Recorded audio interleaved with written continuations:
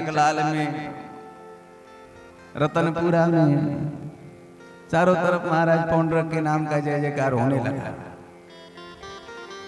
काशी नरेश ने आके कहा, मित्र अब तू भगवान हो गया, क्योंकि सब जय जयकार कर रहे हैं।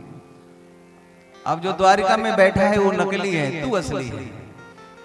अब वहां एक चिट्ठी भेजी, एक नंबर का भगवड़ा है कृष्ण, मथुरा छोड़ के भाग गया था, द्वारका छोड़ के भी भाग जाएगा, वहां का राजा तू बन जाना। पौंड्रक ने चिट्ठी लिखी, दूत से भेजा, दूत ने जाके चिट्ठी दी, भगवान पढ़े, मैं असली भगवान, मेरा अवतार हो चुका है, तू नकली वहां क्यों बन के बैठा है, जल्दी भाग जा, नहीं तो कल सुबह मैं आक्रमण करूंगा। भगवान ने दूत से कहा कि जाओ अपने स्वामी से कह देना कि वो यहाँ आने का कष्ट न करें, मैं ही कल सुबह आ रहा हूं उनसे मिलने। दूत ने आकर के जब ये कहा, पौंड्रक का पसीना छूट गया।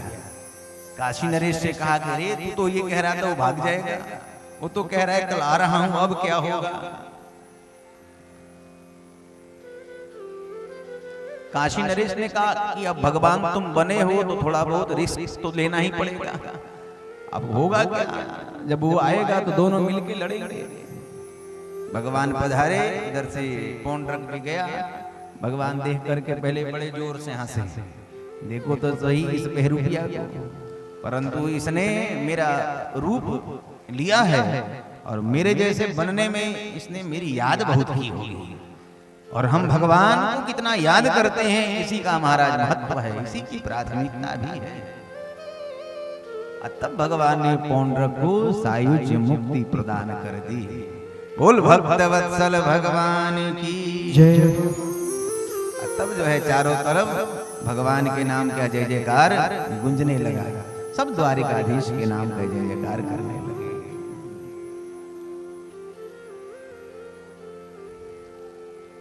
परीक्षित कहते हैं, गुरुदेव हमने ये सुना है कि भगवान का एक नाम है दीन बंधु, भगवान को दीन बंधु कहते हैं। क्या भगवान किसी दीन को अपना बंधु स्वीकार किए हैं, जो कि लोग भगवान को दीन बंधु कहते हैं? और जैसे ये प्रश्न किया परीक्षित ने, सुखदेव जी को याद आ गए सुदामा जी महाराज। कृष्णस्यासीत् सखा कश्चित् ब्राह्मणो ब्रह्मवित्तम विरक्तः इंद्रियार्थेषु प्रशांतात्मा जितेन्द्रिय। कृष्ण के एक सखा हैं, कैसे हैं? जितेंद्रिय, प्रशांत आत्मा, ब्राह्मण, और केवल ब्राह्मण नहीं, ब्रह्मवित्तम, ब्रह्म को जानने वाले ब्राह्मण। जितने विशेषण सुखदेव जी ने भागवत में विप्र सुदामा के लिए प्रयोग किए हैं, इतने विशेषण तो महाराज किसी के लिए नहीं किए हैं। एक ब्राह्मण के भीतर जो 9 प्रकार के गुण होने चाहिए वो विद्यमान है विप्र सुदामा के भीतर। घृणी तपस्वी संतोषी सत्य धैर्य जितेन्द्रिय ज्ञानी दाता दयालुश्च ब्राह्मण नवभिर्गुणैः। कई लोग कहते हैं महाराज सुदामा दरिद्र था, सुदामा जी गरीब थे, बात सत्य है। सुदामा के यहाँ खाने के लिए अन्न नहीं है, बात सत्य है। सुदामा के यहाँ पहनने के लिए वस्त्र नहीं है, बात सत्य है। जल वृष्टि होती है, सारा पानी सुदामा के घर में गिरता है, क्योंकि ऊपर छत नहीं है, बात सत्य है। सुदामा के बच्चे भूखे सो जाते हैं, ये भी बात सत्य है। सुदामा दरिद्र है, ये बात बिल्कुल असत्य है। गरीब होना अलग बात है, दरिद्र होना अलग विषय है। सुदामा के भीतर कोई चाह नहीं है, कोई इच्छा नहीं है। चाह गई चिंता गई मनुआ बे परवाह, जिसको कुछ नहीं चाहिए वो ही शहंशाह। जिसको किसी से कुछ अपेक्षा नहीं है, कुछ चाहिए नहीं है, उससे बड़ा शहंशाह दुनिया में कोई नहीं महाराज।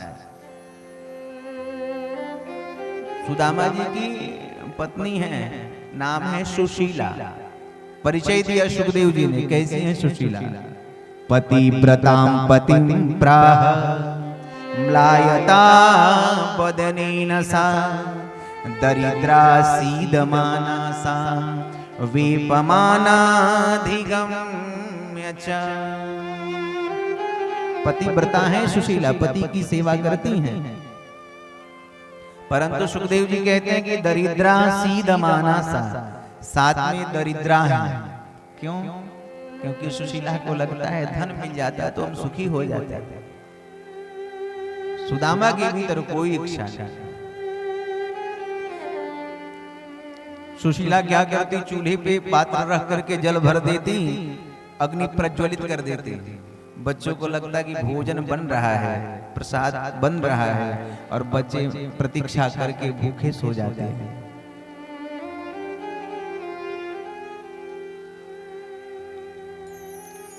सुदामा जी के बचपन के सखा हैं द्वारिकाधीश भगवान श्री कृष्ण,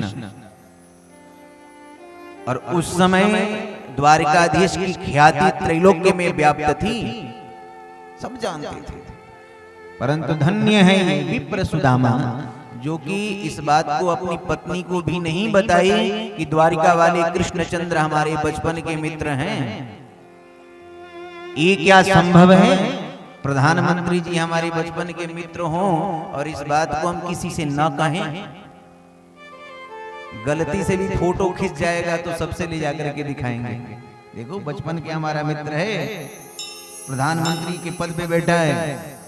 परंतु धन्य है ये सुदामा जी, किसी से कुछ नहीं बताया, कुछ नहीं कहा। भगवान भक्त के ऊपर कृपा करते हैं।